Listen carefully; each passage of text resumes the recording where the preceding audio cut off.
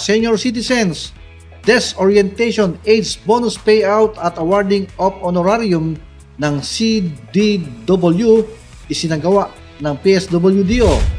Sa bayan naman ng Dingalan, matagumpay na isinagawa noong Hulyo 22, 2025 ang orientation on the establishment of Senior Citizens Desk AIDS Bonus Benefit Payout at awarding of honorarium para sa mga daycare workers.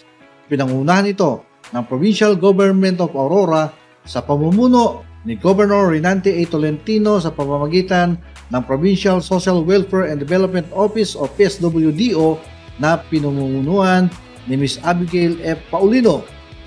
Layunin ng oryentasyon na ipabatid sa mga punong barangay ang mandato, tungkulin at proseso sa pagpapatakbo ng Senior Citizens Desk alinsunod sa Provincial Ordinance number 2023-442 na naglalayong mas maprotektahan at matugunan ang pangangailangan ng mga nakatatanda lalo na laban sa pang-abuso at diskriminasyon.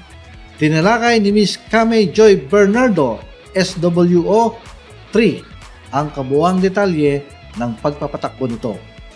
Kasabay nito, ipinagkaloob ang AIDS Bonus Benefit sa 21 senior citizens na umabot sa edad na 85, 90 at 95 ngayong taon bilang pagkilala sa kanilang ambag sa lipunan.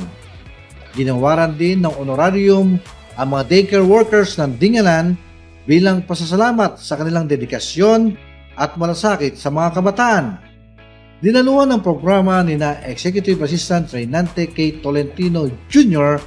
bilang kinatawan ng Gobernador, Mayor Aurora Taay, Vice Mayor Abigail Galvez, at Sangguniang Bayan Committee on Social Services Chair June Michael Dagasdas, katuwang ang lokal na pamalan ng Dingalan at Municipal Social Welfare and Development Office.